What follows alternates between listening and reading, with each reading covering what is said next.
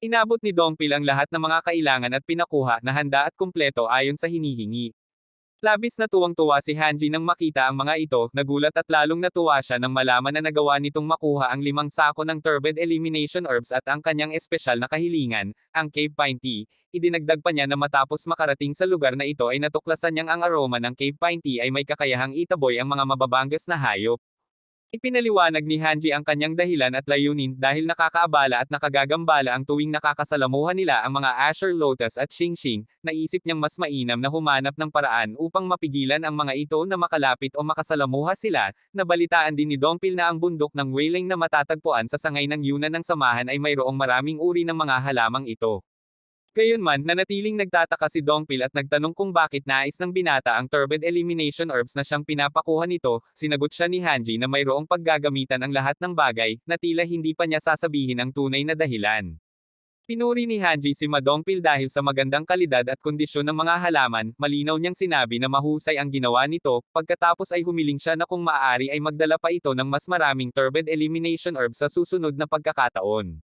Nag-aalinlangan si Dongpil at sinabing hindi siya makapagbibigay ng tiyak na sagot, inamin niyang hindi niya masisiguro ang pagkuha ng mas marami sa mga nasabing halaman, sa kanyang tugon ay bahagyang tumugon si Hanji at nagtanong kung bakit at kung ano ang dahilan. Ipinaliwanag ni Dongpil ang sitwasyon sa kasalukuyang buwan, ang parmasya ng Demon God's Palace ay abala sa pagsasaliksik sa tamang proporsyon para sa Supreme Healing Potion, at ang pangunahing sangkap nito ay ang nasabing halaman. Dahil sa ipinahayag na sitwasyon ay nagulat si Hanji, idinidagdag ni Dongpil na dahil ang nasabing halaman ay pangunahing sangkap sa paggawa ng elixir, aabutin pa ng hindi bababa sa 2 buwan bago makakuha ng karagdagang dami ng mga ito, agad natigilan si Hanji at nagkaroon ng palaisipan sa isipan. Nagtatakang nagtanong si Hanji kung ang ibig sabihin ng kanyang kasama ay ang Supreme Healing Potion, muling nilinaw niya ang tanong at pinagsamang tinanong kung ang turbid elimination herbs ay gagamitin para sa paggawa ng Supreme Healing Potion, kinumpirma ito ni Dongpil at sinabing tama ang hinuha ng kanyang pinuno. Muling bumalik sa isipan ni Hanji ang nakaraang pangyayari, naalala niya ang Supreme Healing Potion na ibinigay at ipinainom ng manggagamot sa kanya sa loob ng 3 buwan matapos siyang magising, na akala niya ay simpleng elixir lamang, samantala, sa kanyang isipan ay muling lumitaw ang imahe ng doktor na tila nag-aalok ng gamot at sinasabing inumin ang lahat ng ito. Ipinaliwanag ni Hanji ang likas na katangian at gamit ng halamang gamot, ayon sa mismong pangalan nito, ang turbid elimination herbs ay may kakayahang alisin at linisin ang anumang dumi at labis na likido na nasa loob ng katawan. Gayunman, nagtataka at hindi makapaniwala si Hanji kung paano nangyari na ang gayong gamot ay ipinainom sa isang pasyenteng halos namamatay na dahil sa matinding sintomas ng pagbara ng masiglang lakas. Ipinaliwanag pa niya ang masamang epekto ng halamang gamot, ang turbid elimination herb ay lubhang malakas at direktang umaatake maging sa mga enerhiyang may katangiang demonyo, ayon sa kanyang pagtatansya, maaari itong gamitin sa isang malusog na katawan ng walang problema, ngunit ang epekto nito ay nakamamatay at lubhang mapanganib sa isang katawang mahina at humihina. Lalo siyang nagtaka at hindi makapaniwala sa naging pasya ng manggagamot, ang sinumang may kahit kaunting kaalaman sa medisina ay hindi kailanman magre-reseta ng gayong gamot sa isang pasyenteng may ganoong kalagayan. Para lalong linawin ang sitwasyon, tinanong ni Hanji si Madongpil kung mayroon ba itong alam at narinig na tungkol sa Silken Clarifying Needle, agad namang kinumpirma ito ni Dongpil at sinabing tiyak na alam niya ito. Ipinaliwanag niya ang gamit ng karayom, ito ay isang uri ng acupuncture na ginagamit upang paluwagin ang mga kalamnan at ibalanse ang katawan kapag ang mga kalamnan ay labis na nakaluwag. Idinagdag ni Dongpil na ilang beses na rin siyang dumaan sa pamamaraang ito bago siya umalis sa ilang misyon, matapos niyang gamitin ang circulating arts upang painitan ang kanyang katawan. Sa kanyang pagtataka, sinabi ni Dongpil na hindi naman mahirap ang pamamaraang ito at batay sa kanyang natatandaan, mayroon itong magandang epekto, ngunit bigla siyang natigilan nang makita ang anyo ng kanyang pinuno at hindi niya maunawaan kung bakit ito ay tila malalim ang iniisip.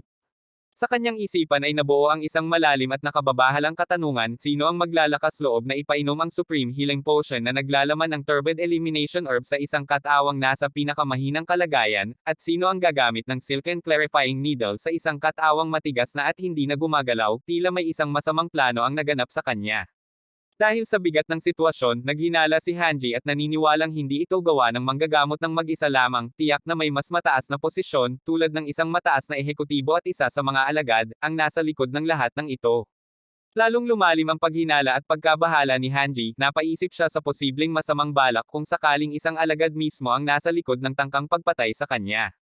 Inilarawan niya si Yori na pinaghihinalaan, isa siyang demonyo na kaanib at nagtatrabaho sa Internal Enlightenment Facility ng relihiyon, at bukod pa rito ay anak din siya ng Joksa family, na isa sa 7 pangunahing pamilya ng Demon Cult.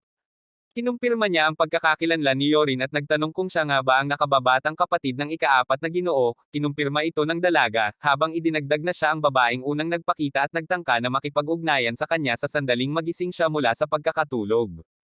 Dahil sa mga natuklasan ay tila nagliyab sa galit si Hanji, mariin niyang binanggit ang pangalan ng ika-4 na Ginoo, at ipinahayag ang kanyang matinding pagkasuklam sa kanyang masamang balak at pagtatangka na patayin ang sariling kapatid, sa kabila ng kaalaman na ito ay isang labanan para sa trono.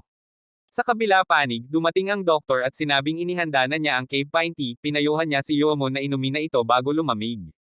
Tumingin si Yomon sa katulong at tinawag ang pangalan nito na Shinwei. Tinanong niya si Shinwei kung may alam ba ito sa pinakamahirap na lugar na pasukin sa loob ng samahan, isang lugar na halos imposible na makalusot at makapasok. Agad na tumugon si Shinwei at tinanong kung ang tinutukoy ba ni Yomon ay ang natatanging kagubatan ng kawayan.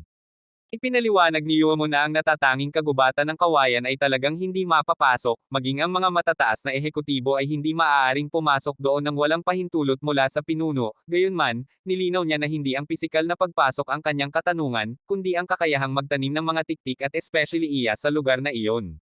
Nagtatakang sumagot si Shinwei at sinabing ang military office ang pinakaangkop na opsyon para sa sitwasyong ito, nabalitaan niyang ang kontrol ng general strategist sa organisasyon ay napakahigpit kaya't maging ang mga demonic elders ay hindi makagagala at makakilos ng malaya, gayunman, agad itong itinanggi ni Yuamon.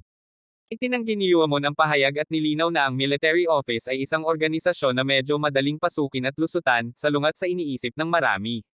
Ipinaliwanag pa niya ang tungkol sa general strategist na nangangasiwa sa military office, itinuturing itong isang henyo sa siglo na ito, kung may anumang hindi inaasahang pangyayari, agad nitong babaguhin ang sitwasyon sa pamamagitan ng pagtukoy kung aling mga puwersa ang nakalusot sa militar at kung sino ang sangkot sa labanan para sa kapangyarihan, dahil sa taglay nitong kakayahan, hindi niya pinipigilan ang sinuman na lusutan ang militar.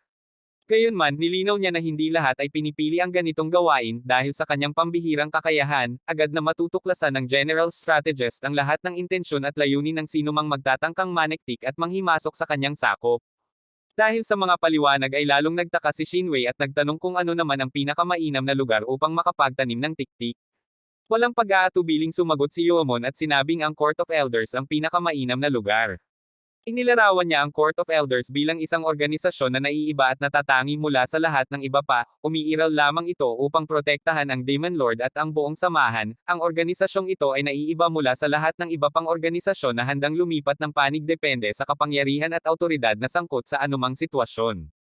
Ipinaliwanag pa niya ang kahirapan ng pagpasok dito, ang paghimasok at paghawak sa kanila ay katumbas ng paghamon mismo sa kapangyarihan ng Demon Lord. Ang kakayahan ng Court of Elders na manatiling hiwalay at hindi naiimpluwensyahan, ito ang dahilan kung bakit walang sino man ang nagbibigay ng pansin sa kanila, dahil sila ay itinuturing na hindi matitinag at hindi maaaring galawin. Ngunit sa gitna ng paliwanag ay biglang nagsisi si Yomon, inamin niya na nagkamali siya sa hindi pagbibigay ng sapat na pansin sa kanila. Naguguluhan si Shinwei at sinabing hindi niya lubos na maunawaan ang ibig sabihin ni Yomon sa kanyang mga pahayag. Tumayo si Yomon at lumapit sa bintana na naghahanda sa isang mahalagang pagpapahayag. Pagkatapos ay nagsalita siya at ibinahagi ang balita na buhay pa rin si Sorayang, ang taong matagal nang itinuring na patay at nawawala, may baguhin lang sa pangalan ni Hanji palitan ng Sorayang dahil para madali lang matinding sino ang tinutukoy. Dahil sa balitang ito ay labis na nabigla si Shinwei at nagtanong kung paano ito nangyari, matatanda ang higit 8 buwan na ang nakalipas mula nang ipatapon si Sorayang sa natatanging kagubatan ng kawayan, isang lugar na halos imposible ng balikan. Sa kanyang isipan, naalala ni Yomon na nagpadala sila ng isang bihasa at mahusay na tagapagbantay upang bantayan si Sorayang, kung siya lamang daw ang nagbigay ng direksyon sa kanila, tiyak na nagawa niyang patayin si Sorayang noon pa man. Ngunit agad itong itinanggi ni Shinwei, sinabi niyang kahit na ganoon ang nangyari, imposible pa ring magtagumpay sa pagpatay, ipinaliwanag niyang maging ang mga pinakamahuhusay at makapangyarihang pinuno ng Demon E kung matatanda ay kailangan pa ring mag-ingat sa loob ng natatanging kagubatan ng kawayan. Ang mahina nitong katawan at sinabing bago ito magtungo sa natatanging kagubatan ng kawayan, nasa napakapangit na kondisyon ang kanyang katawan, halos katulad ng isang karaniwang mamamayan na hindi kailanman nagkaroon ng kaalaman at pagsasanay sa martial arts, dahil dito ay lalo siyang nagtaka kung anong uri ng salamangka ang ginamit nito upang manatiling buhay sa loob ng 8 buwan sa ganoong kalagayan sa nasabing mapanganib na lugar. Pagkatapos ay inutusan niya si Shinwei na tipunin ang kanyang mga tauhan kasama ang sapat na armas at kagamitan bilang paghahanda sa isang mahalagang misyon. Dahil sa bigat ng utos ay labis na nagulat si Shinwei, hindi niya inaasahan ang ganitong mabilis at biglaang desisyon. Muling nagsalita si Yomon at sinabing kahit na ang pagbara ng masiglang lakas, lason, at ang mga puwersa ng demonyo ay hindi sapat upang patayin ang salarin, idinagdag pa niya na ang araw na ito ang huling araw na maghihintay siya sa mga pangyayari, oras na para siya mismo ang kumilos. Dahil dito ay nagtanong si Shinwei kung ang ibig sabihin nito ay makikisali na rin siya ng direkta sa labanan. Agad na sumagot si Yomon at sinabing hindi niya direktang saisabayan ang labanan, ayon sa kanya, naniniwala siyang ang digmaang ito ay hindi dapat maging isang simpleng away ng aso. Ipinaliwanag pa niya na mayroong mga taong handang kumilos at sumayaw para sa kanya, agad na nagulat si Shinwei sa pahayag na ito. Dahil dito ay nagtaka si Shinwei at nagtanong kung ang mga taong inutusan niyang tipunin ay may koneksyon sa pahayag na ito. Sumagot si Yomon at ipinaliwanag na ang mga ito ay yaong mga nagtataglay ng matinding pagnanais na maghiganti dahil sa pagbara ng masiglang lakas, ang tanging ginawa lamang nila ay ilagay ang mga sandata sa kanilang mga kamay, dagdag pa niya na hindi na nakasalalay sa kanila kung hahanapin ba ng mga ito si Sorayang gamit ang mga sandatang ibinigay sa kanila. Nagulat si Shinwei at nagtanong kung ganoon din ba ang pagtrato ng kanilang pinuno sa kanila. Nagpatuloy si Yomon sa kanyang paliwanag at sinabing iniiwan sila nito upang gawin ang anumang naisin nila kapag inihagis na sila nito sa impyerno. Sa huli ay nagsalita si Yomon at sinabing sa kanyang tingin, ito ay isang napakatalinong paraan ng pagpapalakad. Nag-aalalang si Dongpil, nagtanong kay Sorayang kung totoo ba ang narinig niyang pupunta ito sa pinakapusod ng kagubatan sa mismong oras na iyon, agad namang sinagot ito ni Sorayang at sinabing hindi na sila gaanong may sapat na oras, tiniyak niya rito na babalik agad siya kaya dapat itong manatili lamang sa kinatatayuan at huwag umalis. Muling nagtaka si Dongpil at sinabing dapat munang magpalamig si Sorayang, idinagdag pa niyang hindi man lamang alam ng kanyang pinuno kung anong uri ng mga hayop ang nasa pinakapusod ng natatanging kagubatan ng kawayan, tinugon naman ito ni Sorayang at sinabing mayroon pa ba itong epekto kung alam niya. Buong determinasyon na sinabi ni Sorayang na anuman ang panganib na nagkukubli doon, hindi nito mababago ang katotohanan na nauubusan na sila ng oras, idinagdag pa niyang wala siyang balak sumuko sa mga espiritual na kawayan na naroon, at tinapos niya ang kanyang pahayag sa pamamagitan ng pagtatanong kung sakaling bumalik siya sa samahan sa sandaling iyon, ano kaya ang gagawin sa kanya ng ika-4 na pinuno. Sa pagtatangkang pigilan ang kanyang pinuno, nag-alok si Dongpil na siya na ang magtatanong sa kanilang pinakamataas na pinuno tungkol sa mga uri ng hayop na naninirahan sa loob ng kagubatan at kung paano sila dapat maghanda, buong pagmamakaawa niyang hiniling na bigyan siya ng pagkakataong gawin ito upang hindi na mapahamak ang kanyang Panginoon. Gayunman tumugon si Sorayang at muling iginiit na walang pagbabago kung may kaalaman man sila o wala, sa ganitong sitwasyon, ang kaalaman lamang ay hindi sapat upang baguhin ang kalalabasan. Dahil sa kanyang pagpapasya, kinuha ni Sorayang ang kanyang espada, sa kanya tinanong si Dongpil kung bakit sa tingin nito ay pinilit ng Demon Lord ang mga matataas na ehekutibo upang umani ng spiritual bamboo. Ipinaliwanag ni Sorayang ang kanyang pananaw at sinabing kung posible lamang na maghanda, maaaring nagpadala na ang Demon Lord ng sinumang may kakayahan, ang dahilan kung bakit niya ginawa iyon ay dahil walang saysay ang pagpapadala ng sinuman doon maliban kung sila ay kasing lakas ng mga matataas na ehekutibo ng kulto. Dahil dito ay muling sinubukang pigilan ni Dongpil ang kanyang pinuno at mariing sinabing ito ay mas matinding dahilan upang hindi ito tumuloy, ang panganib ay sadyang napakalaki, at ang kanyang pinuno ay hindi dapat sumuong ng mag-isa. Ipinagpatuloy ni Dongpil ang kanyang pagmamakaawa at sinabing lubos na lumakas si Sorayang, kinilala niya ang malaking pagbabago at paglago sa kakayahan ng kanyang pinuno, ngunit nanatili pa rin siyang nag-aalala. Patuloy niyang pinigilan si Sorayang at sinabing kahit gaano pa ito kalakas, hindi pa rin ito nakalalapit sa antas ng mga demonic elders mula sa Senado, ngunit agad niyang binawi ang kanyang sinabi, na tila nagkamali siya sa kanyang pagsasalita at labis na umasa sa pagpipigil. Tinaman naman ito ni Sorayang at sinabing tama si Dongpil, hindi siya may kukumpara sa 9 na dakilang demonic elders, na itinuturing na pinakamalakas sa buong kulto, ang pagkilala niya sa kanilang lakas ay nagbigay diin sa hirap ng misyon na kanyang haharapin. Mabilis na humingi ng paumanhin si Dongpil na tila nahihiya sa kanyang mga nabet-iwang salita. Ngunit sa huli ay nagsalita si Sorayang na may malalim na ibig sabihin, sinabi niya na mayroon siyang talento na hindi taglay ng mga demonic elders, nagtaka si Dongpil at tinanong kung ano ang ibig sabihin nito. Dahil sa pagtataka ay muling nagtanong si Dongpil, ipinaliwanag ni Sorayang na ang tinutukoy niya ay ang Dark Shadow Arts at Dark God Phantom, pati na rin ang stealth technique ni Abscess King Chunhagen. Sinabi ni Sorayang na noong nabubuhay pa siya bilang isang assassin sa panahon ng digmaan, hindi siya maaaring mahiwalay sa stealth technique, buong kumpiyansa niyang sinabing siya ang pinakamahusay sa paggamit ng stealth technique, at itinuring siyang pinakamagaling na assassin sa buong mundo. Ipinaliwanag niya na sa loob ng nakalipas na 8 buwan, wala siyang pagkakataon na gamitin ang stealth technique sa solitary bamboo grove. Ayon kay Sorayang, ang lugar na iyon ay isang training ground para sa kanya, hindi isang war zone, kaya't hindi niya kinailangan ang kanyang mga kasanayan sa pagtatago. Ngunit ipinaliwanag niya na ang pinakapusod ng solitary bamboo grove ay isang rehiyon ng misteryo, hindi na ito isang training ground. Inilarawan niya ang lugar bilang isang pakikipaglaban sa pagitan ng buhay at kamatayan, isang lugar kung saan dapat niyang makamit ang kanyang mga layunin sa anumang paraan. Ipinaliwanag niya na dahil binago niya ang Dark Shadow Chi sa isang demonic art, hindi niya magagamit ang Dark God Phantom ng ayon sa kanyang kagustuhan. Ito ang dahilan kung bakit kailangan niya ang Turbid Elimination Herbs, kailangan niyang pigilin ang demonic energy upang ma-activate ang Dark God Phantom. Nagplano siya na sa sandaling inumin niya ang Turbid Elimination Herbs magkakaroon siya ng kalahating oras, batay sa laki ng solitary bamboo grove, sapat na ang kalahating oras upang marating ang pinakapusod nito. Umalis si Sorayang at sinabing maghihintay lamang siya doon, at babalik agad, ngunit agad namang pinigilan siya ni Dongpil, na sinabing hindi niya hahayaan ang kanyang pinuno na gawin iyon. Tiningnan ni Sorayang si Dongpil ng mariin, na tila nagbibigay ng matibay na babala at nagpapahiwatig ng kanyang matinding pagpapasya. Muling nagsalita si Sorayang at inutusan si Dongpil na lumabas sa kanyang daanan, na malinaw na isang utos na hindi dapat suwayan, ngunit matatag na tumugon si Dongpil na hindi niya maaaring sundin ang utos na iyon, ipinahayag niya na kung nais nitong mag-isa, kailangan muna siyang pugutan ng ulo. Dahil sa matinding pagtutol ay tumingin si Sorayang kay Dongpil na nag-iisip ng solusyon at nagtitimbang ng mga susunod na hakbang. Muling nagsalita si Sorayang at pinayagan si Dongpil na samahan siya hanggang sa pasukan ng pinakapusod ng kagubatan, ngunit mahigpit niyang ipinagbawal na humigit pa ito sa puntong iyon, sa kabilang banda ay masigla at buong kagalakang tinanggap ni Dongpil ang utos.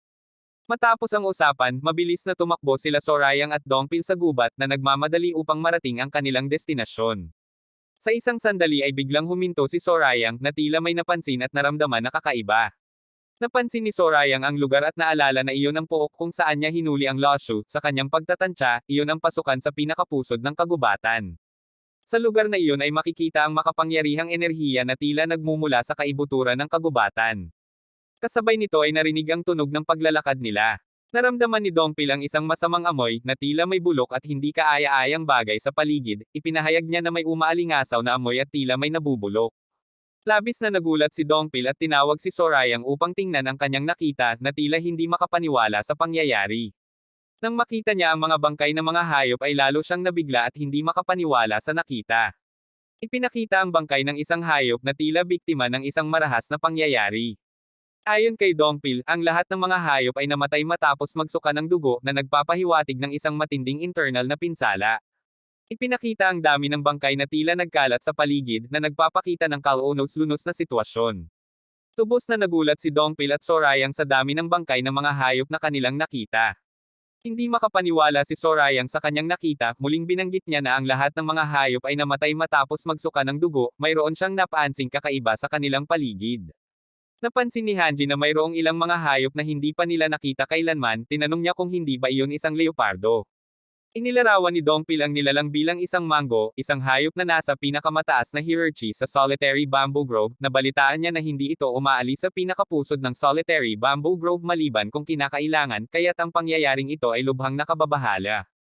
Nagtaka si Sorayang sa pahayag na ito, sinabi ni Dongpil na ito ang hayop na may pangalawang pinakamataas na spiritual chi sa solitary bamboo grove, maging ang mga nakatatanda ay hindi pa ito nakita, ngunit hindi niya inaasahan na makikita niya ito sa ganitong paraan. Tinanong naman ni Sorayang kung sino ang may pinakamataas na spiritual chi.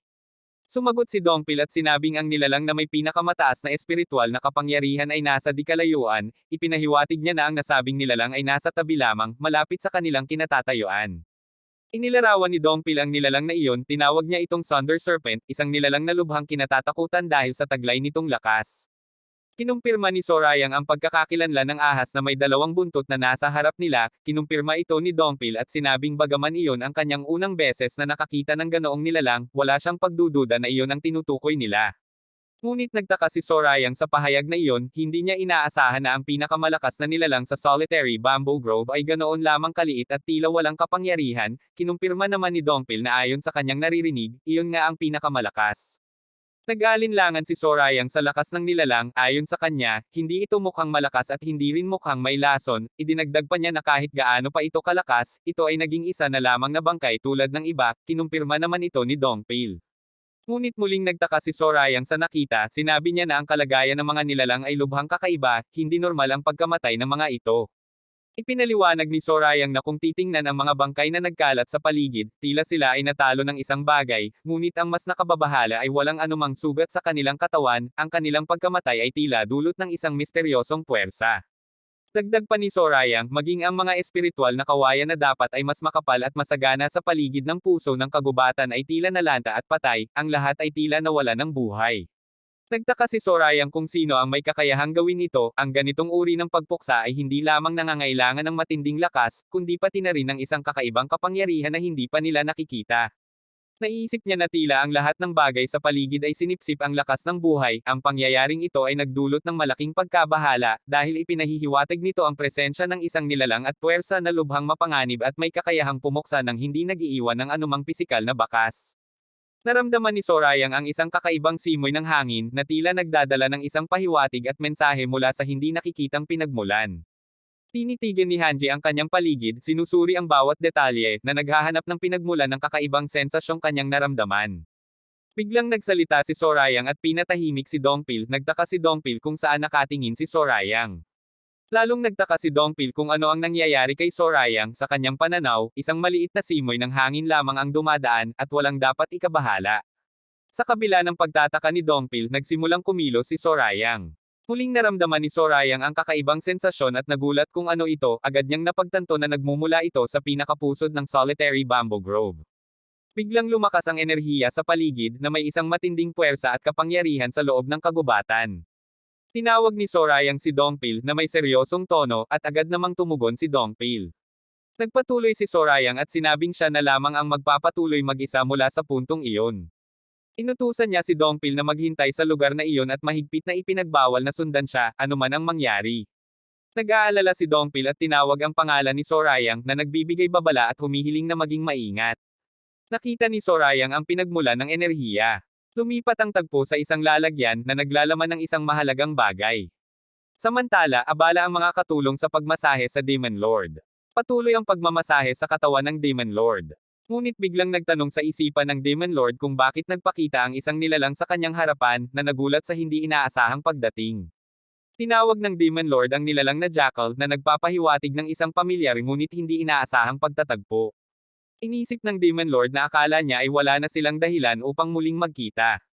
Nagpakita ang halimaw na may nagngangalit na ekspresyon na nagpapahiwatig ng galit at pagbabanta sa Demon Lord. Dahil sa ekspresyon ng halimaw, labis na nagulat ang Demon Lord. Biglang sumabog ang enerhiya ng Demon Lord na nagdulot ng malakas na pagtulak dahil sa matinding puwersa, maging ang mga katulong ay natangay at nawala sa kanilang ginawa. Sa kabila ng kaguluhan, kalmadong nag-utos ang Demon Lord na ipatawag ang First Guardian. Dahil sa lakas ng enerhiyang inilabas ng Demon Lord dahil ng pagkawala ng malay ng mga katulong. Bahagyang gumalaw ang mga kortina. Lumuhad ang First Guardian sa harap ng Demon Lord, at buong paggalang na sinabi na ang mga banal na turo ay hindi mapipigilan, at lahat ng demonyo ay yumuyukod sa kanyang harapan, ipinahayag din nito na ang First Guardian ng kulto ay sumasagot sa kanyang pagtawag. Nagsalita ang Demon Lord at tinawag ang First Guardian, agad namang tumugon ang First Guardian. Pagkatapos ay nagtanong ang Demon Lord kung mayroon bang sinumang guardian na pumasok sa puso ng Solitary Bamboo Grove habang siya ay nagsasanay ng mag-isa. Sumagot ang First Guardian at sinabing walang ganoong pangyayari ang naganap na nagpapahiwatig na walang lumalabag sa kanyang utos. Nagtaka ang Demon Lord sa sagot, sinabi niyang kung mayroong ganoong mahalagang insidente na naganap, naiulat na sana ito sa kanya, dahil dito napaisip siya kung anong nangyari. Nagsalita ang Demon Lord at binanggit na ang Third Young Lord ay sumama sa Third Leader, kinumpirma naman ito ng First Guardian. Nagsalita ang Demon Lord at sinabing nabalitaan niyang ang Third Young Lord ay isang mabuting bata na nagpapahiwatig ng kanyang pagkilala sa kakayahan ng Third Young Lord. Ipinaliwanag ng First Guardian na bagaman bata pa ang Third Young Lord, isa na ito sa pinakamalakas sa 10 Masters sa Council of Elders, binanggit din ito na may talento, karanasan, at prangka ito, dahil dito ay inakala niya na ito ang pinakaangkop na maglingkod sa Third Hanji. Kinuha ng Demon Lord ang magkok na nagpapahiwatig ng kanyang pag-iisip at paghahanda para sa isang mahalagang desisyon. Napaisip ang Demon Lord at sinabing 8 buwan na ang nakalipas, kahit na nakakuha ng pagkakataon ang Third Leader, may mga limitasyon pa rin ang kanyang paglago, pagkatapos ay tinanong niya kung ito ba ang Third Young Lord. Nagtanong ang Demon Lord kung anong araw na ngayon, sumagot si Mudam na isang araw na lamang bago ang kabilugan ng buwan. Naisip ng Demon Lord ang impormasyon na isang araw na lamang bago ang kabilugan ng buwan na nag-uugnay ito sa kasalukuyang sitwasyon. Naisip ng Demon Lord at tinanong kung iyon ba ang dahilan kung bakit nagpakita ang Jackal na nagpapahiwatig ng isang koneksyon sa pagitan ng kabilugan ng buwan at ng paglitaw ng nilalang. Biglang nagising ang mga katulong at ikinagulat nila ang nangyayari sa kanila. Mabilis na humingi ng paumanhin mga katulong sa Demon Lord. Nagmuni-muni ang Demon Lord at tinawag ang Third Young Lord, nagtanong siya kung bulag na ba ito sa kasakiman kaya't handa nitong harapin ang kamatayan. Bumalik ang mga katulong sa kani-kanilang mga gawain. Nagpatuloy ang Demon Lord at sinabing o baka naman sa di kapani-pani walang swerte, ang sinasabing Third Leader ay makaligtas. Napaisip siya at nagtanong kung tatakbo ba siya sa gilid ng bundok. Samantala, nagsisimula na sa paglalakad si Sorayang patungo sa pinakapusod ng kagubatan. Nagtaka siya sa kanyang nakikita at naramdaman, nagtanong siya kung ano ang nasa lugar na iyon at kung bakit mayroong nakakatakot na chi sa hangin. Sinabi niya na lalong lumalakas ang enerhiya habang papalapit siya sa puso ng kagubatan na nagpapahiwatig ng isang matinding hamon. Nahirapan si Sorayang sa tindi ng enerhiya, sinabi niya na sa ganoong bilis, mahihirapan na siyang maglakad ng tuwid, binanggit din niya na ito ay isang chi na hindi pa niya naramdaman noon. Naisip niya na teka muna, at naalala na naramdaman niya ang isang katulad na sensasyon kamakailan. Muling naisip ni Sorayang ang nakaraan at kinumpirma na ito ay katulad ng sa dati. Sinabi niyang iyon ay tulad ng unang beses na nakilala niya si Lee Cheon-sang. Nagsalita siya at sinabing isang aura na labis na kamangha-mangha at nagpapaalala sa kanya ng kamatayan sa sandaling iyon. Inilarawan niya na ang hangin bilang isang puwersa na walang intensyon, ngunit may espiritu na nananahan dito, ayon sa kanya, ito ay kasing delikado ni Lee Cheon-sang, ngunit may gantimpala na makukuha, tulad ng kanyang nakaraang engkwentro kay Lee Cheon-sang. Mas lalong lumalakas hanginang habang papalapit si Sorayang. Nahirapan siya sa tindi ng hangin, sinabi niya na kahit na bumalot siya sa demonic energy, nagdurusa pa rin siya sa mga internal na pinsala. Sinabing niyang hindi na siya magtatagal pa, nagtaka siya kung anong makapangyarihang nilalang ang nasa loob na hindi niya kayang harapin kahit sa kanyang kasalukuyang demonic energy. Kinuha niya ang gamot at sinabing wala na siyang magagawa, sa tulong ng Turbid Elimination Herb, pipigilan niya ang kanyang demonic energy. Ininom ni Sorayang ang gamot at sinabing gagamitin niya ang kanyang stealth technique. Nagsimulang mawala ang demonic energy sa katawan ni Sorayang, naramdaman niya ang epekto ng Turbid Elimination Herbs na kumakalat sa buong katawan niya, ang demonic energy na nagpoprotekta sa kanya kanina ay unti-unting nawawala. Naramdaman niya ang pagbabago sa kanyang katawan, tila siya ay gumaan, na nagpapahiwatig ng pagkawala ng kanyang demonic energy. Naramdaman niya ang hangin na dumadaan sa kanyang katawan, na nagpapahiwatig ng kanyang pagiging malaya mula sa demonic energy at handa na para sa stealth technique. Sinabi niya na ito ang Dark God Phantom ng Dark Shadow Art, isang sining na nagpapahintulot sa kanya na maging halos hindi nakikita. Mabilis siyang gumalaw, sinabi niya na ito ang stealth technique ng pinakamagaling na assassin sa mundo, si King Chunhojen, na ginamit sa tugatog ng kanyang kakayahan. Nagulat si Dongpil at nagtanong kung ano ang nangyari, na tila hindi niya nakita ang paggalaw ng kanyang Panginoon. Nagulat siya at sinabi ni Dongpil na humihina ang hangin at ang demonic energy. Biglang nalang nagulangtang si Dongpil at tinawag ang pangalan ni Sorayang. Hindi siya makapanila na nawawala na si Sorayang sa kanyang paningin. Dahan-dahan naglalakad si Sorayang patungo sa kanyang patutunguhan. Habang same time na nakatuon ang kanyang tingin sa unahan. Kasabay ng pagkawala ng malakas na hangin. Sinabi niyang nawala na ang pressure na nagpapahiwatig ng kanyang paglampas sa isang balakid. Nagsalita si Hanji, puno ng kumpiyansa, at sinabing sa bilis na iyon, kaya niyang marating ang pinakapusod ng kagubatan bago pa man mawala ang bisa ng Turbid Elimination Herbs. Tinitigan ni Sorayang ang paligid ng solitary bamboo grove na naghahanda para sa isang mahalagang pagpasok. Nagsalita si Sorayang at hinamon ang solitary bamboo grove na ipakita ang lahat ng lihim na itinago nito sa loob ng puso nito. Nagsimulang maglakad si Sorayang na may mabilis na galaw patungo sa puso ng kagubatan. Ngunit sa hindi inaasahang pagkakataon, biglang nadapa si Sorayang. Dahil sa pagkagulat, biglang napatalon si Sorayang. Sa huli, nahulog si Sorayang sa lupa na nawalan ng kontrol. Nagsalita si Hanji, puno ng pagkabahala at pagtataka, sinabi niya na masakit ang kanyang pagkahulog at hindi dapat nangyari iyon, binanggit din niya na imposibleng madapa siya sa isang bato habang ginagamit niya ang Dark God Phantom, na nagpapahiwatig ng kanyang pagdududa sa kung ano ang tunay na nangyari. Nagalit si Sorayang at isinumpa ang bato, tinawag niya itong espiritual na bato at sinumpa ang buong demonic forest. Sa kabila ng kanyang galit at pagkabahala, napansin ni Sorayang ang isang bagay, tila mayroong isang bagay na nakapukaw ng kanyang pansin.